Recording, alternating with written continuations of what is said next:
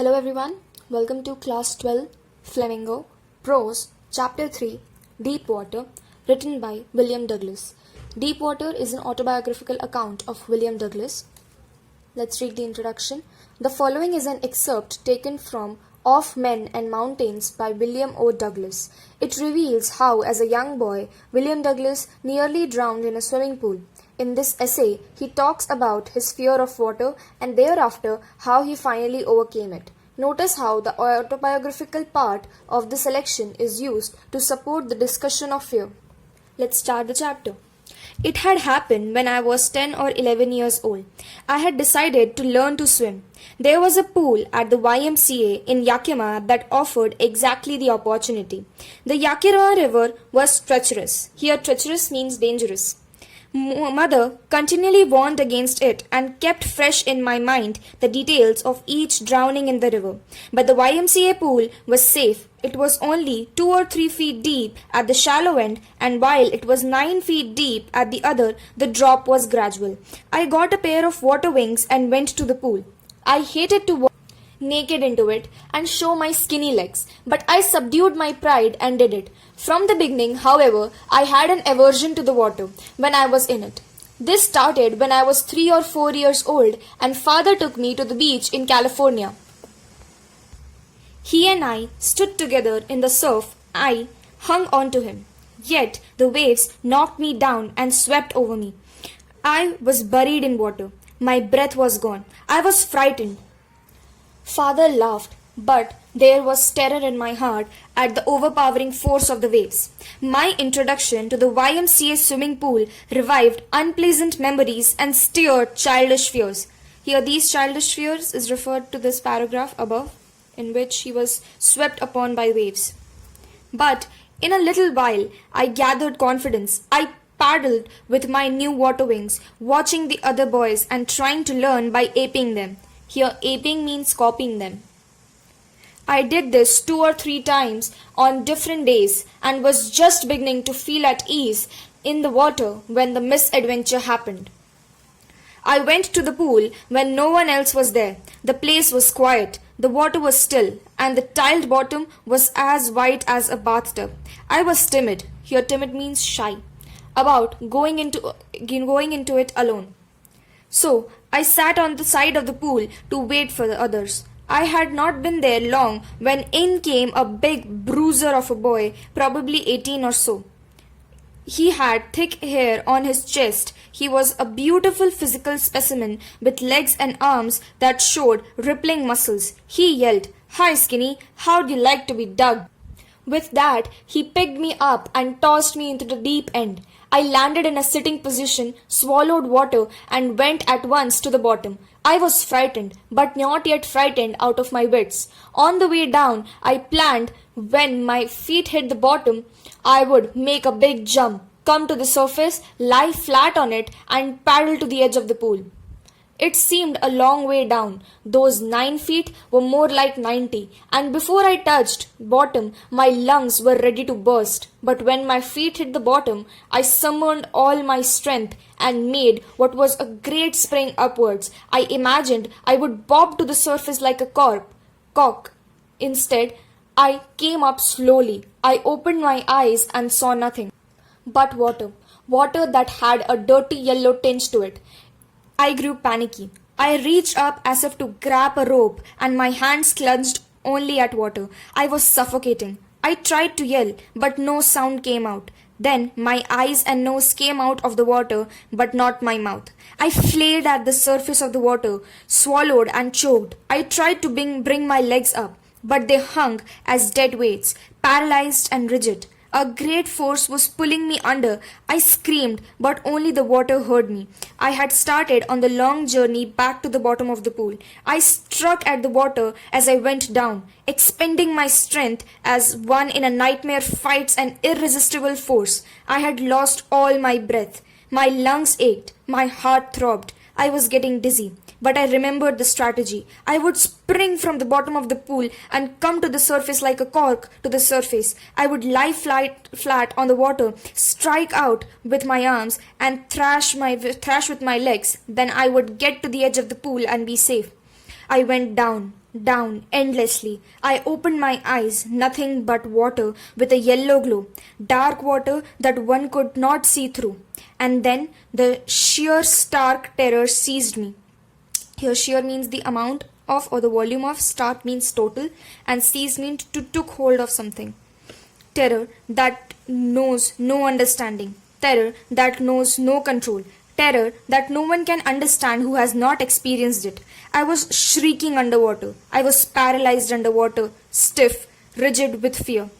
Even the screams in my throat were frozen. Only my heart and the pounding in my head said I was still alive. And then, in the midst of terror, came a touch of reason. I must remember to jump when I hit the bottom. At last, I felt the tiles under me.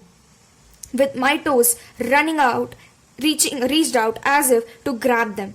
I jumped with everything I had. But my jump made no difference. The water was still around me. I looked for ropes, ladders, water wings, nothing but water. A mass of yellow water held me. Stark terror took an even deeper hold on me, like a great charge of electricity. I shook and trembled with fright. My arms wouldn't move. My legs wouldn't move. I tried to call for help, to call for mother. Nothing happened. And then, strangely, there was light. I was coming out of the awful yellow water. At least my eyes were. My nose was almost out too. Then I started down a third time. I sucked for air and got water. The yellowish light was going out. Then all effort ceased. I relaxed. Even my legs felt limp. And the blackness swept over my brain. It wiped out fear. It wiped out terror. There was no more panic. It was quiet and peaceful. Nothing to be afraid of. This is nice. To be drowsy. To go to sleep. No need to jump. Too tired to jump. It's nice to be carried gently. To float along in space. Tender arms around me. Tender arms like my mother's. Now I must go to sleep. Here the author is becoming unconscious. I crossed to oblivion, and the curtain of life fell. The next thing I remember, I was lying on my stomach beside the pool vomiting.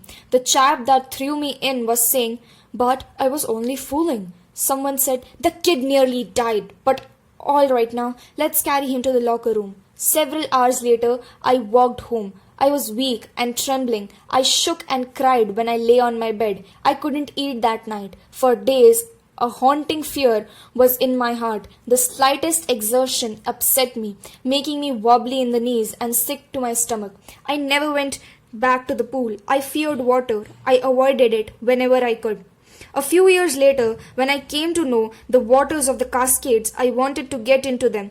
And whenever I did, whether I was wading the Titan or bumping river or bathing in warm lake of goat rocks, the terror that had seized me in the pool would come back, and that would take possession of me completely. My legs would become paralyzed. Icy horror would grab my heart. This handicap stayed with me as the years rolled by. In canoes in Maine Lake, fishing for landlocked salmon, bass fishing in New Hampshire, trout fishing on the Dutchess and Metellus in Oregon, fishing for salmon on the Columbia and Bumping Lake in the Cascades. Wherever I went, haunting fear of water followed me. It ruined my fishing trips, deprived me of joy of canoeing, boating, and swimming. I used everywhere I knew to overcome this fear, but it held me firmly in its grip. Finally, one October, I decided to get an instructor and learn to swim.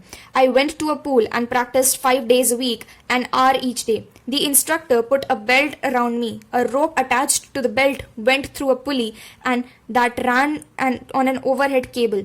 He held on to the end of the rope, and we went back and forth across the pool, hour after hour, day after day, week after week. Each time the instructor relaxed his hold on the rope and I went under, some of the old terror returned and my legs froze. It was 3 months before the tension began to become less. Then he taught me to put my face underwater and exhale, and to raise my nose and inhale. I repeated the exercise hundreds of times. Bit by bit, I shed part of the panic that seized me when my head went underwater. Next, he held me at the side of the pool and had me kick with my legs. For weeks, I did just that. At first, my legs refused to work, but then gradually I relaxed and finally I could command them. Thus, piece by piece, he built a swimmer, and when he had perfected each piece, he put them together into an integrated whole. In April, he said, "Now you can swim. Dive off and swim the length of the pool. Crawl stroke." I did. The instructor was finished, but I was not finished. I still wondered if I would be terror-stricken when I was alone in the pool. I tried it. I swam the length up and down. Tiny vestiges of the old terror would return. But now I could frown and say to the terror, "Trying to scare me, eh? Well, here's you. Look." And off I'd go another length of the pool. This went on until July, but I was still not satisfied. I was not sure that the terror had left, so I went to Lake Wentworth in New Hampshire, dived off a dock at Triggs Island, and swam 2 miles across the lake to Stamp Island. I swam the crawl, breaststroke, side stroke, and backstroke. Only once did the terror return, when, in the middle of the lake, I put my face under and saw nothing but bottomless water. The old tension returned in miniature. I laughed and said, "Well, Mr. Terror, what do you think you can do to me?"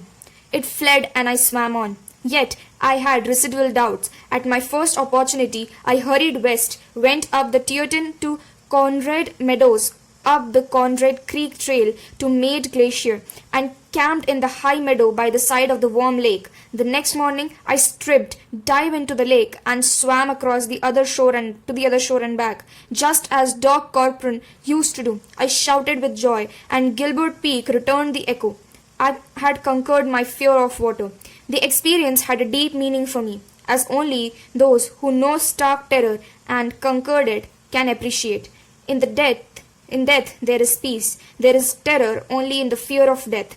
As Roosevelt knew when he said, "All we have to fear is fear itself," because I had experienced both the sensation of dying and the terror that fear of it can produce. The will to live somehow grew in intensity. At last, I felt released, free to walk the trails and climb the peaks, and brushed aside fear. Let's see the theme of this autobiographical account, a real-life personal account experiencing fear and the steps taken to overcome it. Sub-theme, psychological analysis of fear. Every time you read a chapter or any chapter, try to focus on the theme and the sub-theme, because this whole chapter is based on theme and the sub-theme, and questions will be asked about values that you learned or the values that the author learned. Also, you should remember about the depth of the pool in the YMCA pool. Also, here in this question, think as you read, how did the instructor build a swimmer out of Douglas? You should remember that he tied a belt around him and tied a rope and which came overhead, and he pulled the rope whenever he felt, and they trained 5 days a week, an hour each day. This paragraph is really important. Also, many questions are asked about what was the misadventure. The misadventure was the big bruiser of a boy dug William Douglas into the deep end of the pool. Also, you should remember what was the mindset and what was the strategy that William Douglas followed when he would bob to the surface like a cork. Thank you for listening. Make sure to like, share and subscribe to the channel. Bye. Thank you so much.